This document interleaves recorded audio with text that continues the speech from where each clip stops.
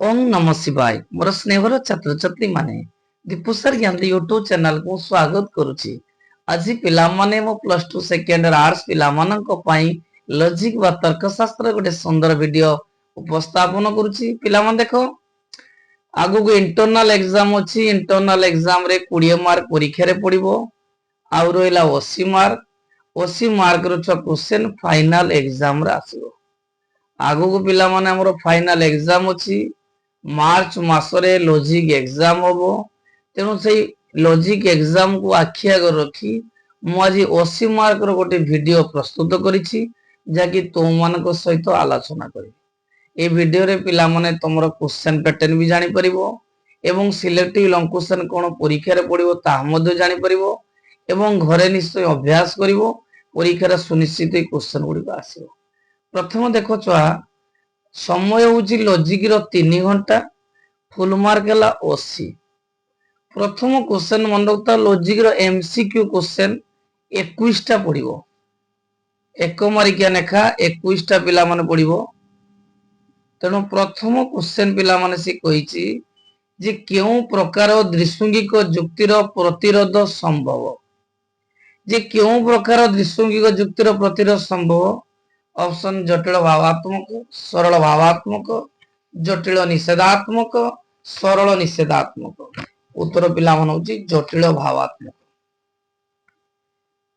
B number question पिला मन कहिछि एक सरल भावात्मक द्विसंगिक जुक्तिर सिद्धांत कोन हेबो। ऑप्शन प्राकल्पिक तर्क वाक्य हेबो, निरपेक्ष तर्क वाक्य हेबो, वैकल्पिक हेबो, बीजजक हेबो। उत्तर होची निरपेक्ष तर्क वाक्य। नेक्स्ट क्वेश्चन फेसाप को साक्षात रूपांतरीकरण रे केउ शुद्ध न्याय रूप को रूपांतरित करिवे। फेसाप को साक्षात रूपांतरीकरण रे केउ सिद्ध न्याय रूप को रूपांतरित करिवे। बारबारा, सेलिरेंट, डारी, फेरियो। उत्तर होची फेरियो। डी नंबर क्वेश्चन कहिछि फेस्टिनो को रूपांतरीकरण रे केउ शुद्ध न्याय रूप को रूपांतरित करिवे। Festino. Option Barbara, Celarent, Darii, Ferio. उत्तर पिला मन होची डी सेलारेंट। नंबर ई 12 को जार अन्य नाम होची फाक्सक साक्षात रूपांतरीकरण रे केउ सिद्ध न्याय रूप को रूपांतरित हुए। बारबारा, सेलारेंट, डारी, फेरियो।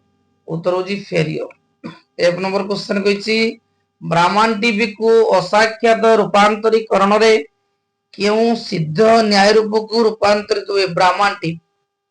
बारबारा, सेलारेंट, डारी, फेरियो। उत्तर होची ए सेलारेंट।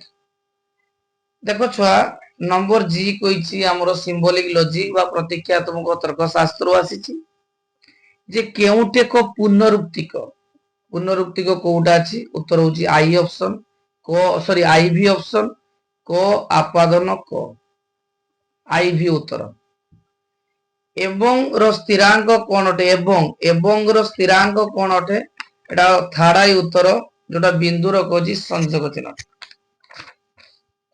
नेक्स्ट क्वेश्चन पिला माने आई कहिछि जुक्ति क्षेत्र रे व्यष्टिगत अर्थ रे व्यवहृत पदमान को समष्टिगत अर्थ रे ग्रहण कले केउ दश जात हुए। जुक्ति क्षेत्र रे व्यष्टिगत अर्थ रे व्यवहृत पदमान को समष्टिगत अर्थ रे ग्रहण कले केउ दश जात हुए।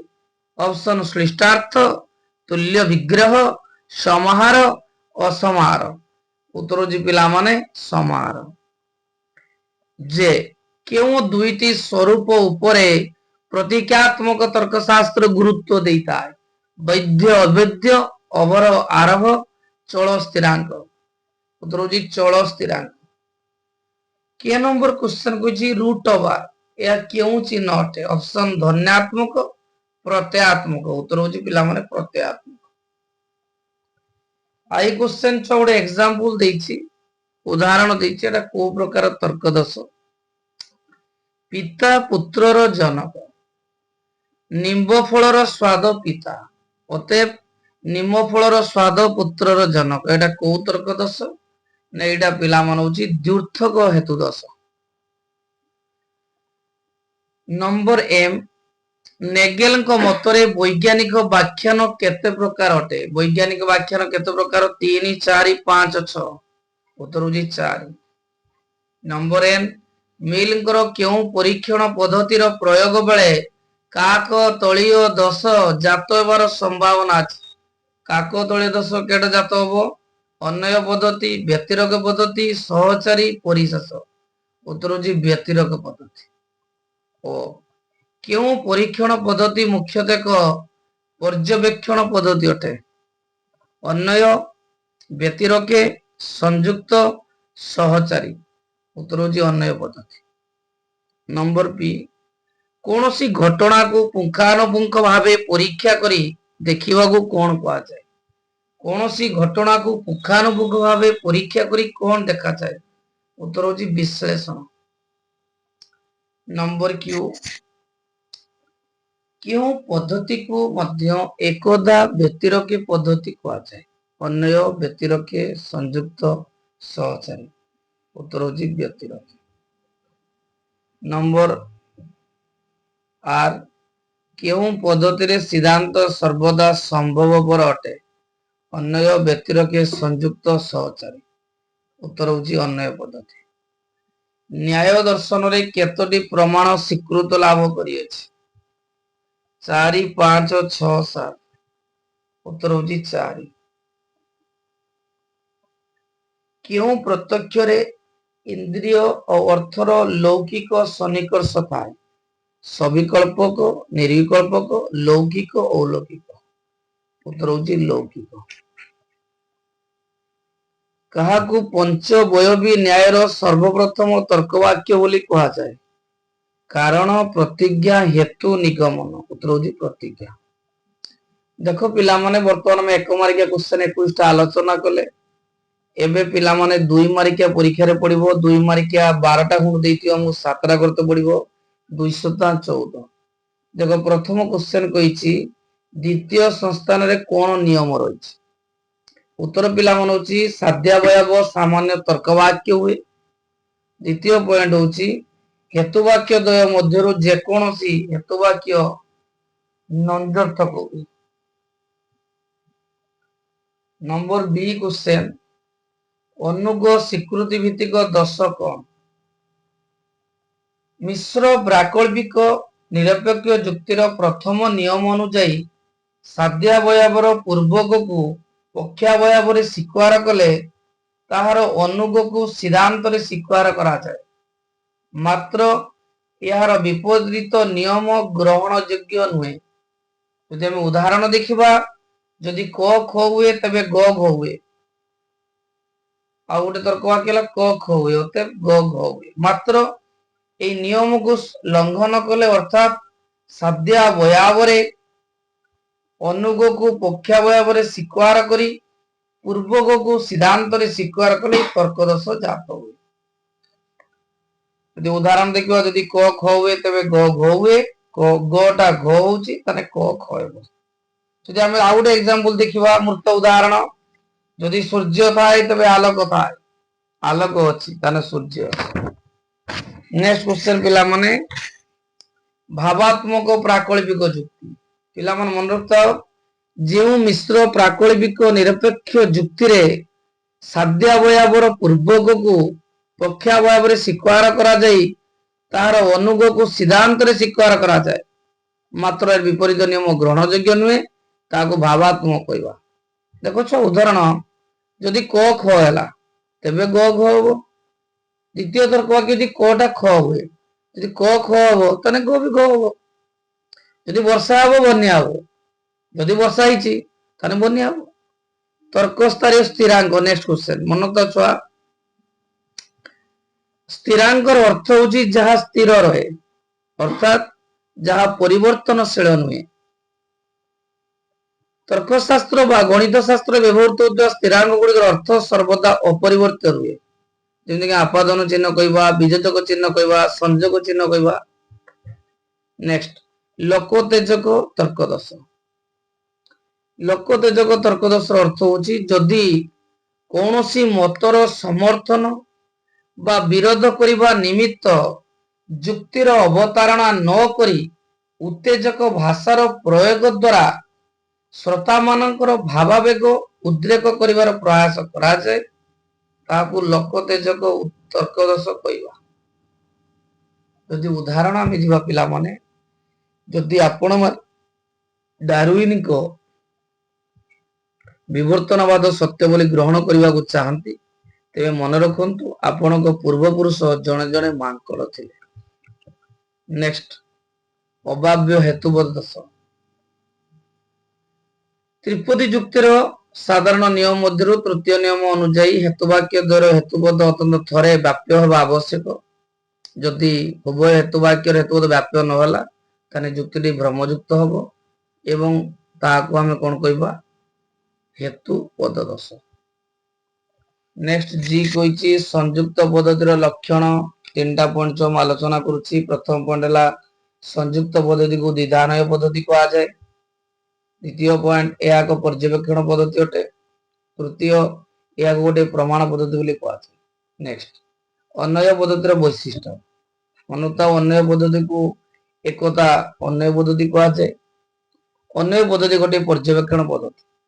नंबर आई व्यतिरेक पद्धतिर सुविधा कौन ना व्यतिरेक पद्धतिर दुईटी दृष्टांत थाए आ यार सिद्धांत निश्चित सत्यतामूलक अटे। परार्थनुमान पिला मन था आमर अनुभूति ही अनुमान प्रक्रिया आरंभ होता है। यही अनुमान प्रक्रिया निज मध्य सीमाबद्ध न हो व्यापक होगा उचित। तेणु अनुमान को जुक्ति आकार रे अनेक आगे उपस्थापन करवा उचित। ताकू जदि आमे निजर ज्ञान को बा जुक्ति को अन्य सम्मुख उपस्थापन करवा ताने से अनुमान को परार्थनुमान। लौकिक प्रत्यक्ष मन तो जोटा आमर इंद्रिय जो आमे प्रत्यक्ष करिपरिबा ताकू लौकिक प्रत्यक्ष कहवा। नेक्स्ट निर्विकल्पक प्रत्यक्ष। निर्विकल्पक प्रत्यक्ष अर्थ होची एया होची प्रत्यक्षर प्रारंभिक अवस्था। जयंत भट्ट कहिथिले निर्विकल्पक प्रत्यक्ष रे कोनोसी वस्तुर सामान्य द्रव्यत्व गुण और कर्म गृहीत होतले मध्य से समय यह नाम संयुक्त होई न था। एबे पिला माने 3 मार्किया क्वेश्चन और लॉन्ग क्वेश्चन में आलोचना करूची। 3 मार्किया छ इंपोर्टेंट क्वेश्चन होची मन रखता। 1 मार्किया हमर आसिला 21 टी 2 मार्किया आसिला 7 टी 3 मार्किया पिला माने 7 टी कहिछि। प्रथम क्वेश्चन पिला माने कहिछि इंपोर्टेंट ए वर्षर अरिस्टोटलंकर सर्वास्ति नास्ति सूत्र। द्वितीय क्वेश्चन जदि साध्यपद विधेय हुए तेबे पक्षावयव सदर्थक हेबो प्रमाण कर। तृतीय क्वेश्चन जटिल भावात्मक जुक्ति जटिल निषेधात्मक जुक्ति। नेक्स्ट 3 मार्किया जो इंपोर्टेंट अछि सत्य सारणी। नेक्स्ट उडी इंपोर्टेंट तर्क दोष अछि अतं परं तस्मादत तर्क दोष।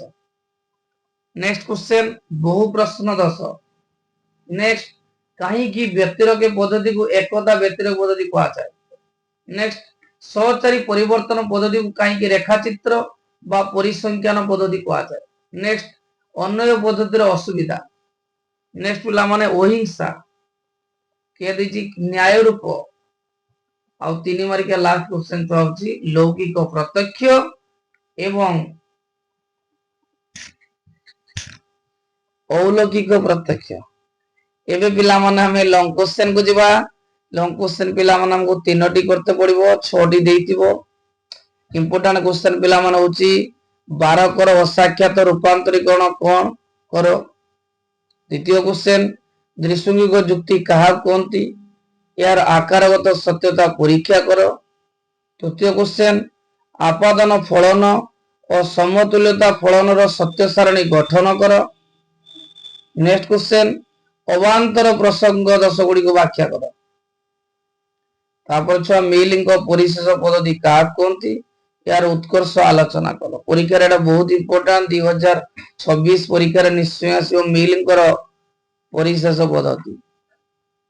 न्याय अनुसार पंचवयवी न्यायर विभिन्न सोपान गुड़ी को उल्लेख करी तृतीय सोपान गुरुत्व आलोचना करो।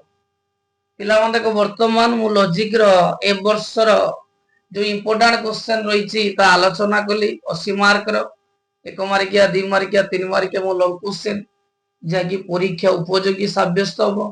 ତେଣୁ ପିଲାମାନେ ଘରେ ବସି ୟାକୁ ରିଭିଜନ କରିବ, ନିଶ୍ଚୟ ପରୀକ୍ଷାରେ ଆସିବ। ଯଦି ଭିଡ଼ିଓଟି ପିଲାମାନଙ୍କୁ ଭଲ ଲାଗିଥାଏ ନିହାତି ଲାଇକ୍ କରିବ, ଚ୍ୟାନେଲକୁ ସବସ୍କ୍ରାଇବ କରିବ ଏବଂ ସାଙ୍ଗମାନଙ୍କୁ ସେୟାର